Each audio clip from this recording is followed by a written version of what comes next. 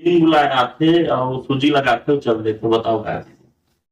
यह थोड़ा कठिन है कार्य हुआ। एक सर एक एक ठगाओ पूछू सर लास्ट। यही मैं फाइनल दूंगा। लगभग 50-50 में रहे मस्त लगत है। नहीं, बहुत बहुत सुंदर सर। जी जी, बहुत बहुत धन्यवाद आपके चैनल टीजीवी को भी मेरे ओर से बहुत बहुत शुभकामनाएं। ये मेरा जीवन सफर एक साधारण किसान परिवार में मैं जन्म लिया। एमएससी तक मैं पढ़ाई किया। साइकिल की जगह मोटरसाइकिल आ गया, कार आ गई। पहले कच्चा घर था, कच्चे घर की जगह में पक्के घर आ गए। कुछ दिन बिना पैसे के स्कूलों में भी पढ़ाया हूँ, कॉलेज में भी मेरे पास 2 राइस मिलें हैं। 8 भाई बहन का परिवार था। अब तो आप स्वास्थ्य मंत्री बन गए, कैबिनेट मंत्री, तो दिनचर्या कैसा रहता है सर आपका सुबह से लेके डेली रूटीन आप? परंतु बैठे नहीं, कुछ भी काम कोई छोटा नहीं होता है। प्रधानमंत्री जी भी चाय बेचते बेचते प्रधानमंत्री बन गए। अगर वो प्रधानमंत्री का ही वेट करते तो मुझे लगता है प्रधानमंत्री शायद नहीं बन पाते। एक साथ तीज त्योहार, कर्मा, गौरा, सैला, तीजा, पोरा, इनके स्वर्ग ही है। अगला जन्म भी अगर हो तो छत्तीसगढ़ ही मिले। जब मैं भाटापारा अपन घर पे जब मैं पहली बार सर मनेनगढ़ आए, तब सबसे पहला कॉल आपे मतलब कर रहे हैं सर, मतलब 2 दिन बाद टेक्स्ट सीधा दे रहा सर, लेकिन वो समय आपने टिकट भी नहीं रही, लेकिन ओखर बाद सर अतका लंबा समय 1 साल बाद आप मन इंटरव्यू दे तो अतका लेट का अवसर है। जब महाभारत युद्ध हो रही है तो ये बहुत बलशाली योद्धा है, उसका नाम है बर्बरिक। नेचर और सिग्नेचर 2 चीज चेंज नहीं। सिग्नेचर चेंज होगी तो अगर वैल्यू नहीं है, पूरा बैंक में पैसा नहीं मिलना है, कोई अर्थ नहीं है। अब जो है पूरी ताकत के साथ अपन देखोगे मलेरिया का प्रकोप आई इस बस्तर क्षेत्र में।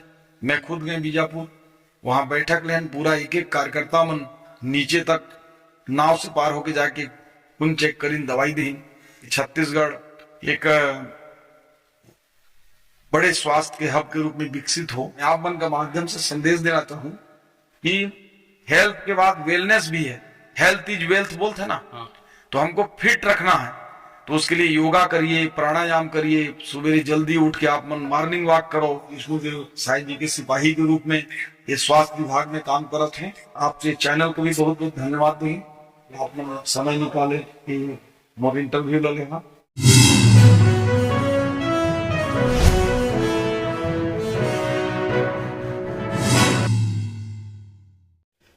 जय हिंद, जय भारत, जय जोहार, जय छत्तीसगढ़। मैं अमित कुमार और आप सभी का स्वागत है टीजीवी मीडिया में और आज के हमारे खास कार्यक्रम में।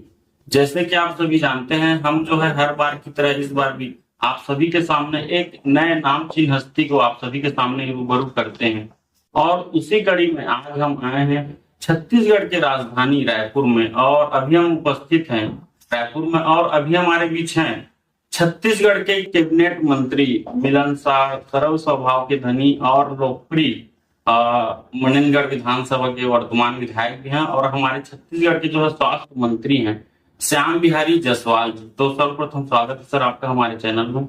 जी जी, बहुत बहुत धन्यवाद। आपके चैनल टीजीवी को भी मेरे ओर से बहुत बहुत शुभकामनाएं। बहुत बहुत धन्यवाद सर। सर मेरा पहला सवाल आपसे रहेगा, आपका जो जीवन सफर था सर यहाँ तक का कैसा रहा? देखिए, मेरा जीवन सफर एक साधारण किसान परिवार में मैं जन्म लिया। मेरे पिताजी किसान थे और हम लोग पूरे परिवार किसानी के ऊपर निर्भर रहते हुए पढ़ाई लिखाई प्राइमरी गांव में हुआ, मिडिल स्कूल बाजू के दूसरे गांव में हुआ। हाई स्कूल के लिए ब्लॉक में एक ही हाई स्कूल था उस समय, तो 13 किलोमीटर करीब ऐसी कच्चे सड़क में साइकिल से जाना हाई स्कूल किए। फिर कॉलेज के लिए वहां से 30 किलोमीटर दूर कॉलेज, वहीं जाके रहना करना। फिर कॉलेज किया और एमएससी तक मैं पढ़ाई किया और पढ़ाई के बाद फिर छोटा मोटा काम धंधा खेती बाड़ी के साथ करने लगा। और 2009-10 में जो जनपद के चुनाव हुए 9 दिसंबर में और जनवरी में जनपद को उपाध्यक्ष निर्विरोध निर्वाचित हुआ मैं। 2013 मुझे विधानसभा की भारतीय जनता पार्टी से टिकट मिल गया, विधायक बन गया। 18 में पुनः टिकट मिला और उस बार चुनाव 4000 वोट से हार गए। और 23 में फिर पार्टी ने एक बार मौका दिया और क्षेत्र की जनता ने भारी बहुमत के साथ जो है मुझे पुनः चुनकर क्षेत्र का काम करने का अवसर दिया। और अब आपके सामने है माननीय विष्णुदेव साई जी ने, माननीय प्रधानमंत्री जी ने भरोसा करके स्वास्थ्य जैसे विभाग की जिम्मेदारी मुझे सौंपी है। अब जो काम चल रहा है वो आप लोगों के सामने है, उसका एनालिसिस आपको करना है। ये बहुत अच्छा लगा सर, लगभग पूरा यहाँ तक का सफर आपने बता दिया। अब बीच में आप जिक्र भी किए कि सर की साइकिल से जाते थे, तो उस टाइम कैसा था सर आपका रहन सहन, कैसा परिवार बैकग्राउंड कैसा था? वो आज भी रहन सहन वैसे ही है, क्योंकि रास्ते बन गए, साइकिल की जगह मोटरसाइकिल आ गया, कार आ गई। पहले कच्चा घर था, कच्चे घर की जगह में पक्के घर आ गए। तो ये परिवर्तन हुआ है, परंतु उसी प्रकार के गांव में मिलना, काका मामा मामी संगी दोस्त, उसी गांव में है। खेती बाड़ी पहले जैसे ही है, नांगर बिला आज भी है। तो ज्यादा परिवर्तन कुछ नहीं हुआ है। परिवर्तन हुआ है सुविधाओं का हुआ है। और अब पहले से 15 सालों में जब भारतीय जनता पार्टी की सरकार थी और माननीय अटल बिहारी वाजपेयी जी ने जो प्रधानमंत्री ग्राम सड़क चालू किया, उससे गांव गांव की कनेक्टिविटी बढ़ गई। और एक स्कूल से 46 स्कूल हमारे भी हाई स्कूल हायर सेकेंडरी विकास खंड में खुल गए। गांव गांव में मिडिल स्कूल हो गया, प्राइमरी स्कूल एक एक गांव में 2-2 3-3 हो गए। तो ये परिवर्तन जो है 15 सालों में आया, उसी का आज परिणाम है कि छत्तीसगढ़ का मेरे जैसे आम किसान के बेटा भारतीय जनता पार्टी में जुड़कर आज प्रदेश का कैबिनेट मंत्री है। तो कहीं ना कहीं जो भारतीय जनता पार्टी का जो सोच है कि अंतिम पंक्ति में बैठे व्यक्ति को उठाना है और उनकी चिंता करना है, तो हम लोग अंतिम पंक्ति के ही व्यक्ति हैं जिनको भारतीय जनता पार्टी ने इतनी बड़ी जिम्मेदारी दी है। ये बहुत अच्छा लगा सर जान के। साथ ही ये भी जानना चाहेंगे सर, अभी काफी अच्छे मुकाम में आप पहुंच गए हैं, कैबिनेट मंत्री हैं, तो आप अपने सफर में यहाँ तक के आने में किसका सबसे ज्यादा योगदान रहा, किनको मानते हैं? देखिए, इसमें किसी एक का योगदान तो होता नहीं है जी। और खासकर भारतीय जनता पार्टी जब हम राजनीति प्रारंभ करते हैं तो ये व्यक्ति मूलक, समाज मूलक, जाति मूलक कोई ये पार्टी नहीं है। लेकिन इतना जरूर कहूंगा कि यहाँ पहुंचने में माँ महामाया की असीम कृपा रही, हमारे माता पिता का संस्कार और आशीर्वाद रहा, हमारे परिवार का रहा, मेरी पत्नी का रहा, गांव वालों का रहा, क्षेत्र वालों का रहा, और पार्टी का तो सर्वस्व रहा कि उसने हमारे जैसे व्यक्ति को खोज के विधानसभा का टिकट दिया, 3 बार दिया, इतनी बड़ी जिम्मेदारी दी।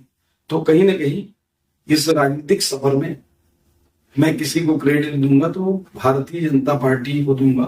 पार्टी ने ही मुझे यहाँ तक पहुंचाया है। ये भी जानना चाहेंगे सर, आप अपने प्रेरणा स्रोत आदर्श किनको मानते हैं? देखिए, राजनीतिक रूप से हमारे प्रेरणा स्रोत और आदर्श तो पंडित दीनदयाल उपाध्याय जी और डॉक्टर श्यामा प्रसाद मुखर्जी जी हैं, जिनके आदर्शों और प्रेरणा को लेकर हम लोग चल रहे हैं। और परम पूज्य भगवा ध्वज जो हमारा सनातन संस्कृति का द्योतक है, जिसके विचारधारा को लेकर पूरा हमारा संघ परिवार विभिन्न क्षेत्रों में काम कर रहा है, तो हमारा प्रेरणा का स्रोत भगवा ध्वज है। हमारे प्रेरणा स्रोत महापुरुष पंडित दीनदयाल उपाध्याय जी, डॉक्टर श्यामा प्रसाद मुखर्जी जी हैं, उनको हम मानकर चलते हैं। फिर बाद में स्वर्गीय अटल बिहारी वाजपेयी जी, वर्तमान में हमारे प्रधानमंत्री माननीय नरेंद्र मोदी जी जिस प्रकार से काम कर रहे हैं, वो उनके ही प्रेरणा से हम सबको ऊर्जा मिलती है। माननीय प्रधानमंत्री जी 16 घंटा 18 घंटा मेहनत कर रहे हैं, तो उनको देखकर लगता है कि हम लोग कम से कम जितना मेहनत वो कर रहे हैं उतना करने का हम लोग भी प्रयास करते हैं। और भले उस पर हम कितना सफल होते हैं नहीं होते हैं, परंतु प्रयास हमारा रहता है।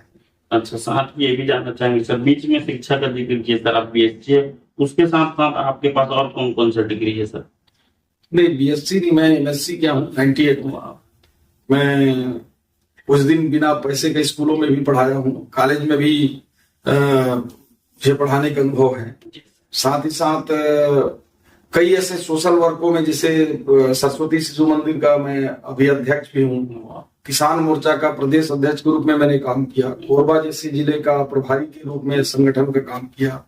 साथ ही साथ जो मेरा राइस मिल भी है, तो राइस मिल का व्यवसाय भी का मुझे अनुभव है। बिजनेस में हाँ, ये 2003 से है। और चूंकि गांव में खेती बाड़ी को लेकर गांव में किसानों के धान के उस समय अच्छे दाम नहीं मिलते थे, उस समय कांग्रेस की गवर्नमेंट थी, तो लोगों के धान जो खरीदी होते थे पानी में डुबा डुबा के खरीदते थे। किसानों को कोई दाम नहीं मिलता था, खरीदी बहुत मामूली होता था, 5% खरीदी नहीं होती थी। तो उस समय में किसान जो है अपने जो उपज है उसको लेके इधर उधर भटकते थे, गांव वालों को काम भी नहीं मिलता था। तो मैं एक छोटा सा राइस मिल को ये लेकर चला कि 25-50 लोगों को गांव में काम मिल जाएगा। तो गांव के लोगों के और हमारे दोस्त यारों की मदद से मैंने राइस मिल स्थापित किया। और धीरे धीरे अभी मेरे पास 2 राइस मिलें हैं और बहुत अच्छे से वहाँ 100, 150, 200 लोग गांव वाले काम कर रहे हैं। तो एक रोजगार के साधन भी उपलब्ध हैं और गांव वालों के आसपास के धान भी जो सोसाइटी में नहीं बेच पाते हैं, जिनका अधिक उत्पादन हो जाता है, वो भी अपना अच्छे दामों पे बेच रहे हैं। ये बहुत अच्छा लगा सर, आप राइस मिल के द्वारा जो रोजगार दे रहे हैं लोगों को। और साथ ही ये भी जानना चाहेंगे सर, आपके फैमिली में और कौन कौन है, कितने भाई बहन हैं? हम लोग तो 5 भाई और 3 बहन थे, लेकिन 8 भाई बहन का परिवार था। उसमें हमारे अब जो है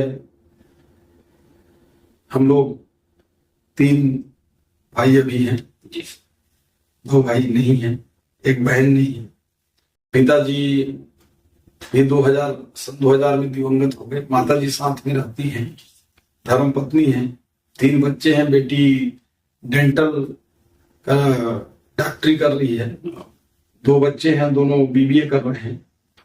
और साथ ही परिवार में हमारे बड़े पिताजी हैं, बड़ी माँ है, चाचा हैं, चाची हैं, भतीजे लोग हैं और फिर एक बड़ा परिवार है हम लोगों का। और सभी लोग गांव में ही रहते हैं, सबसे बड़ी बात है। और गांव के साथ सभी लोग खेती बाड़ी से ही जुड़े। हमारा परिवार मूलतः अभी भी कृषि पर ही आधारित है और मुख्य रूप से उसी में जीविकोपार्जन भी सभी का चल रहा है। ये बहुत अच्छा लगा सर, काफी लंबा परिवार भी है सर आपका। ये भी जानना चाहेंगे सर, अब तो आप स्वास्थ्य मंत्री बन गए, कैबिनेट मंत्री, तो दिनचर्या कैसा रहता है सर आपका सुबह से लेके डेली रूटीन आपका? देखिए, सबसे बड़ा दिक्कत दिनचर्या का ही है, क्योंकि अब अपने बस में अपनी दिनचर्या नहीं, अब जनता के हिसाब से चलना है, कार्यकर्ताओं के हिसाब से चलना है। कभी कभी 2 बजे रात भी फोन आ जाते हैं कि न वहाँ बहुत क्रिटिकल पोजीशन है, वहाँ एक्सीडेंट हो गया है, तो यहाँ पे एम्बुलेंस चाहिए। कई बार सुबह 6 बजे भी तैयार होना पड़ता है। तो जो हमारा सुबह का जो दिनचर्या है, योगा का, मॉर्निंग वॉक का, वो सब प्रभावित हो गया है। लेकिन इतना जरूर है कि जितना उससे ऊर्जा आता, बाकी लोगों का मदद करके, सेवा करके वो ऊर्जा मिल रहा है। ये बहुत अच्छा लगा सर आपका दिनचर्या भी जान के। ये भी जानना चाहेंगे सर, वर्तमान रुचि आपका क्या है, हॉबी, और पहले क्या था? देखिए, मेरी रुचि, हूं तो मैं साइंस की स्टूडेंट जी, लेकिन मेरा इतिहास में बहुत रुचि है। इतिहास के साथ जो सोशल वर्क है, शुरू से ही मैं पॉलिटिक्स में आने से पहले ही सामाजिक कार्यों में ज्यादा रहता था। रामायण है, भागवत कथा है, कल्चरल प्रोग्राम है, ऐसे चीजों में मेरी रुचि शुरू से रही है। साथ ही साथ कृषि और बागवानी का भी मुझे बहुत शौक है।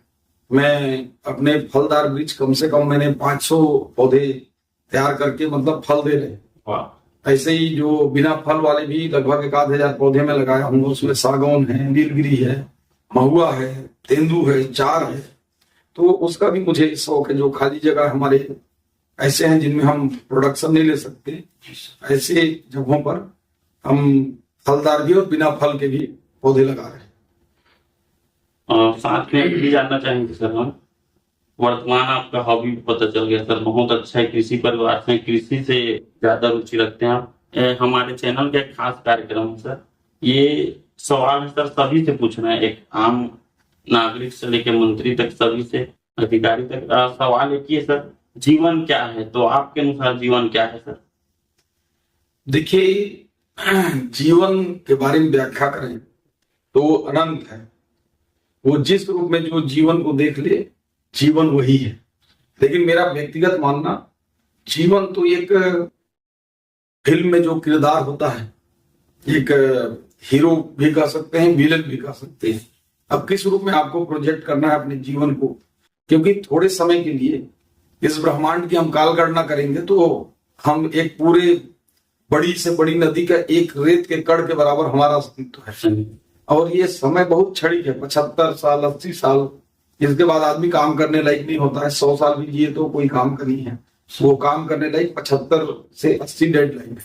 तो मेरा मानना है कि जीवन एक छोटी सी भगवान का उपहार है, इसको अच्छे कार्यों में ज्यादा से ज्यादा इस शरीर की चिंता न करते हुए लोगों की भलाई के लिए, क्षेत्र के विकास के लिए, देश की उन्नति के लिए, आने वाले पीढ़ियों के लिए इसके लिए उपयोग करना चाहिए।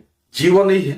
और अपने जीवन में मेरा उल्टा सोचना कि लोग अच्छे अच्छे खा लेते हैं, पहन लेते हैं, ज्यादा समय आराम कर लेते हैं, तो ये तो इसका कोई संचय करने का औचित्य नहीं है। इसलिए जीवन को ज्यादा से ज्यादा समय काम में उपयोग करके राष्ट्र और परोपकार की भावना के साथ हमको ज्यादा से ज्यादा करना चाहिए। यही जीवन है।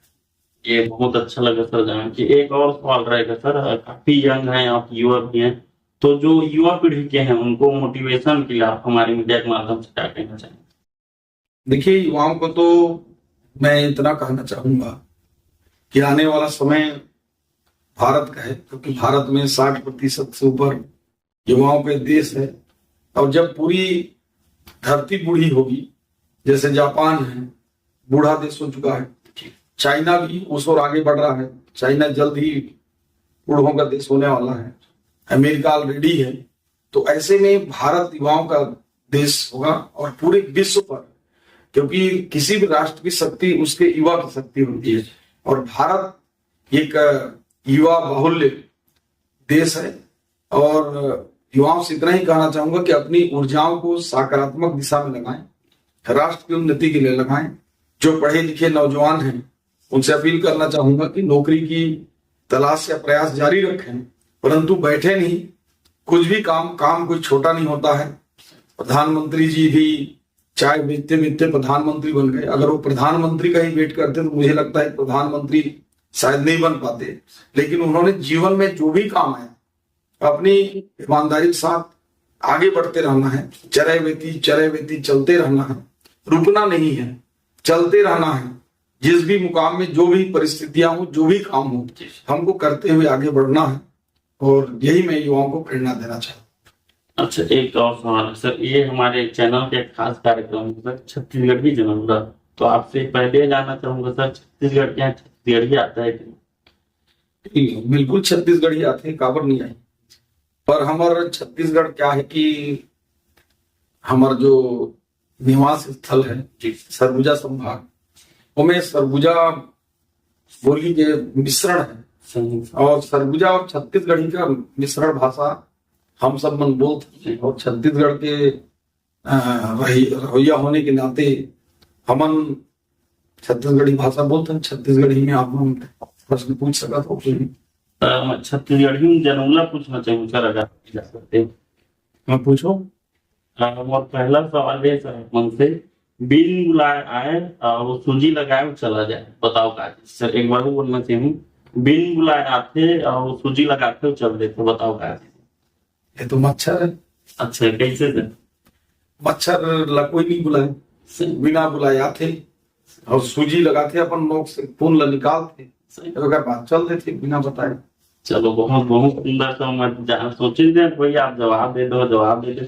एक ठकाऊ रही सर आप मन से, टेगड़ बेगड़ रास्ता और बीच में कुआं, टेगड़ बेगड़ रास्ता रही थे सर, बीच में कुआं, बताओ क्या? टेगड़ बेगड़ रास्ता बीच में यह थोड़ा कठिन कार्य होगा। एक कान है सर। अच्छा, हाँ, कान है, टेगड़ बेगड़ रास्ता बीच में कुआं, ठीक है। एक ठकाऊ पूछूं सर लास्ट, यही मैं फाइनल दूंगा। पत्थर ऊपर पत्थर, पत्थर ऊपर भी पैसा और बिन पानी के महल बना हुआ है, बताओ यह कारीगर कैसा? बिन पानी के महल बना, पत्थर के ऊपर, पत्थर ऊपर पत्थर, पत्थर ऊपर दो पैसा और बिन पानी के महल बना हुआ है, बताओ यह कारीगर कैसा? वो तो गांव में बकसुंदरी का था, जो लाख का भी घर बनाते, माटी का भी घर बनाते, मोर अंदाज से वही लाभमन कहा था। वो छत्तीसगढ़ी में लगी के दीमक बिंद पानी के बना। हाँ, दीमक का बड़े रूप है, तो वो बनाते हैं, दीवार मन में बनाते, नीचे बनाते हैं। वो दीमक की एक प्रजाति है। बोला हमारे सरगुजा क्षेत्र में बकसुंदरी बोलते हैं। वो अपन छोटे छोटे घर बनाते, बाकी तो दिया कई है जो घोड़ू भी बनाते, लकड़ी में बना देते, बनाते। वही है, लगभग 50-50 में रहे ऐसा लगता है। नहीं, बहुत बहुत सुंदर सर, बहुत अच्छा लगे सर बात करके, बहुत अच्छा जानकारी दे। एक और एक सवाल है सर, छत्तीसगढ़ी परंपरा लेके आप मन के कहते हैं। छत्तीसगढ़ी परंपरा और छत्तीसगढ़ एक तो कोई जवाब नहीं है। बोला तो अब हो सकते हम छत्तीसगढ़ के तेकर नाम से लगते कि हो सकते हमार खुद के दिखे नजरिया हो सकते, लेकिन मोला ऐसा लगता है कि छत्तीसगढ़ जैसा और कोई राज्य नहीं है।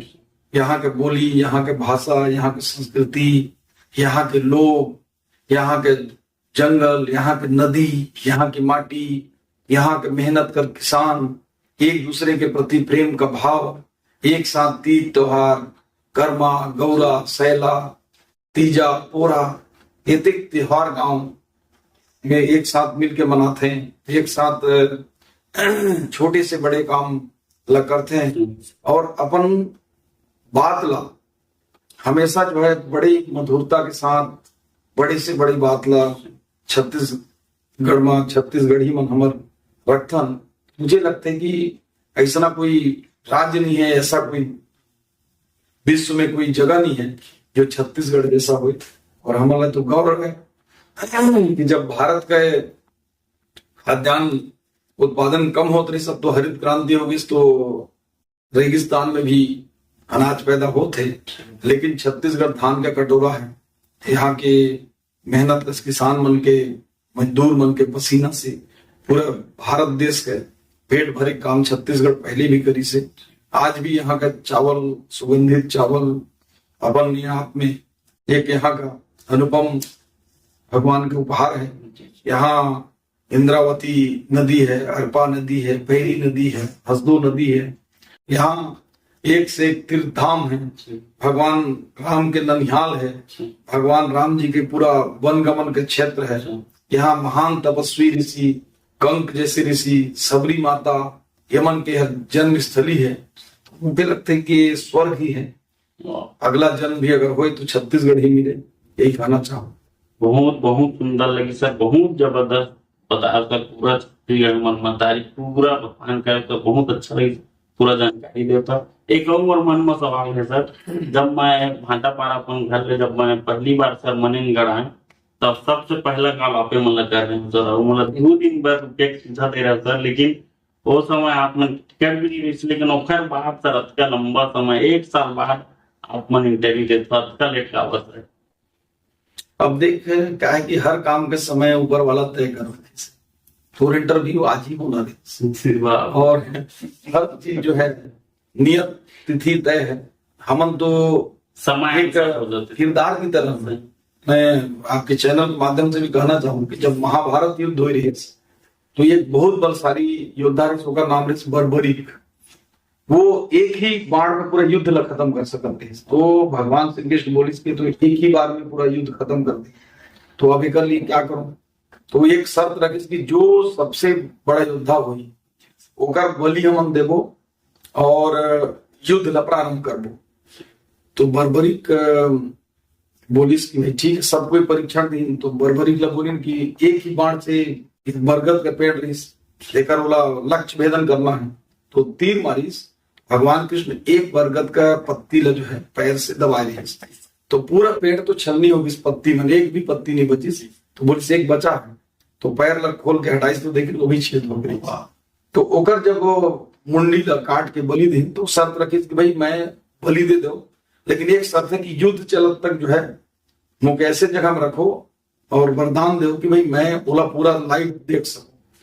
बोलिस ठीक है। तो मुंडी ला काट के पहाड़ में रख दी और जब युद्ध चली, कौरव पांडव बनकर हजारों लाखों सैनिक मारे गिन, पूरा कौरव मरे गिन, तो जब युद्ध खत्म हो तो ओकर सोचिन का बेकर अंतिम संस्कार भी कर दिल जाए।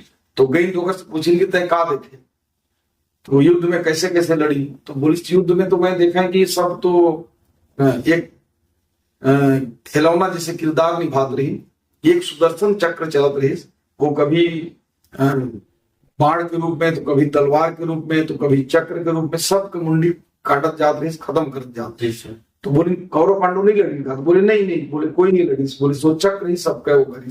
तो वैसे ही भगवान के हमन केवल किरदार निभावत, बाकी सब काम भगवान के फिक्स है और भगवान की इच्छा से सब होते हैं।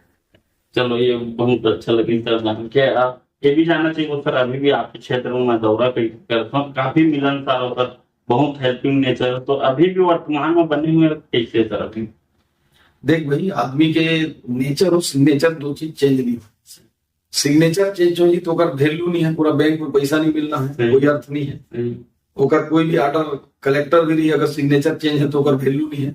वैसी आदमी का नेचर जो है नहीं बदले अक्सर, और जेकर नेचर बदल गई तो आदमी वैल्यू खत्म हो गई।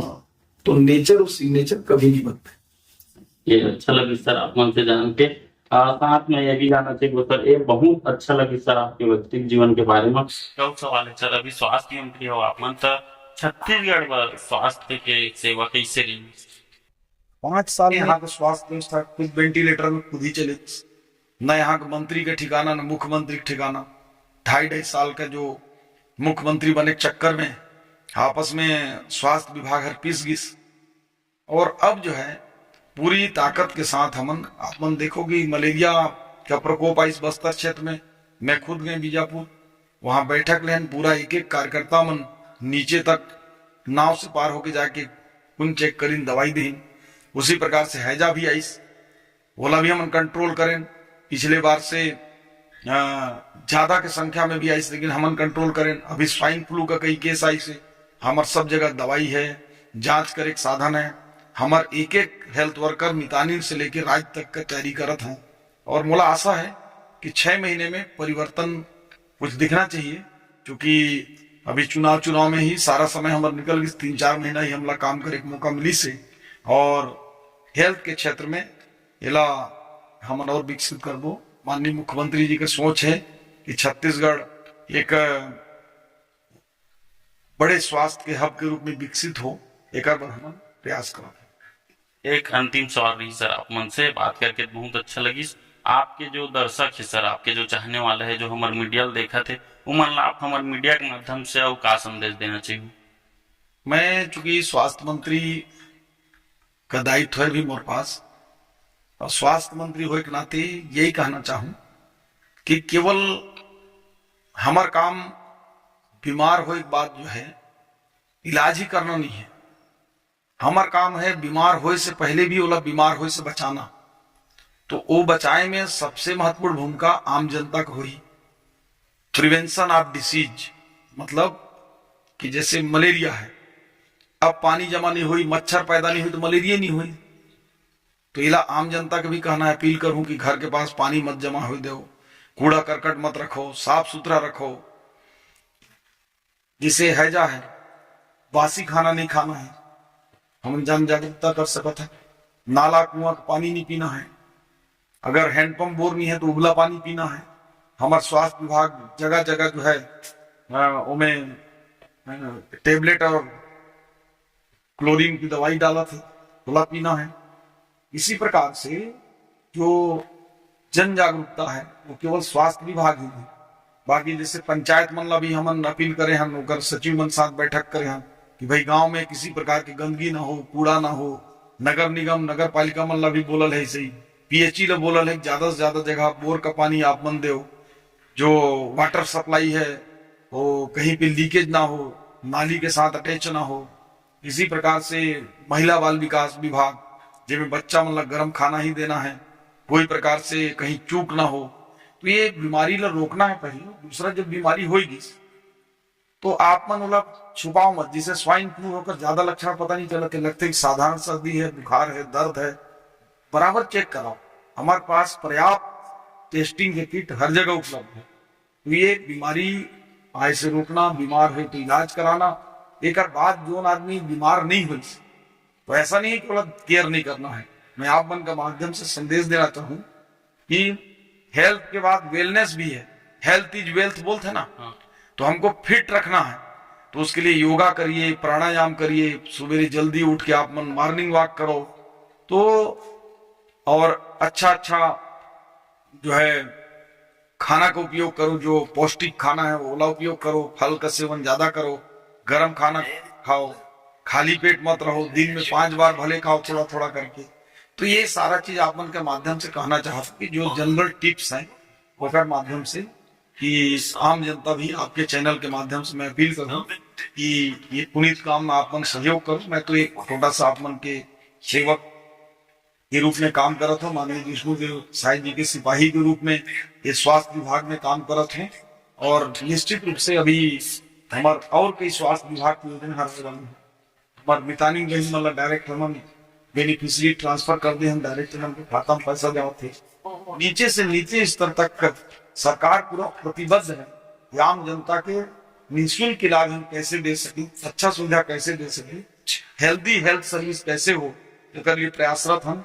और आपके चैनल को भी बहुत बहुत धन्यवाद दूँ, आपने समय निकाले कि मोर इंटरव्यू ले लेना। आम जनता भी बहुत बहुत बधाई शुभकामना देता हूँ। आने वाला तीजा पूरा त्योहार भी है, गणेश चतुर्थी है, सबके जीवन मंगलमय हो। बहुत बहुत धन्यवाद, जय श्री राम। बहुत बहुत धन्यवाद सर, बहुत अच्छा लगी सर आप मन से बात करके, और अपन कीमती समय दे पर बहुत बहुत धन्यवाद सर। जी धन्यवाद, धन्यवाद सर। तो संगवारी हो, आज हमारे बीच रही से बहुत ही लोकप्रिय हमारे छत्तीसगढ़ के कैबिनेट मंत्री बहुत ही मिलनसार है सर। और जैसे कि अभी इंटरव्यू देखो, बहुत सुंदर जानकारी घलो बीचे सर, पूरा स्वास्थ्य से लेके सब जानकारी बीचे, कौन कौन बीमारियों के बारे में पूरा बताई से। युवा मन खास कर इंटरव्यू जरूर देखो, काबर के मन एक अलग ऊर्जा, एक अलग प्रेरणा, काबर की रोजगार के बारे में पूरा बताई से सर है। पूरा छत्तीसगढ़ हमारे महतारी ओकरो बारे में बताई से। उम्मीद है इंटरव्यू आप जम्मू संगवारी मन ला बहुत अच्छा लगी सुनी, काबर की मन कई सर के जो है अनसुनी कहानी वही हम सुने हैं। तब मिलबो एक ऐसा ही और नाम सिंह हिस्ट्री के साथ, तब तक बने रहो टीवी मीडिया के साथ। मैं अमित कुमार, धन्यवाद।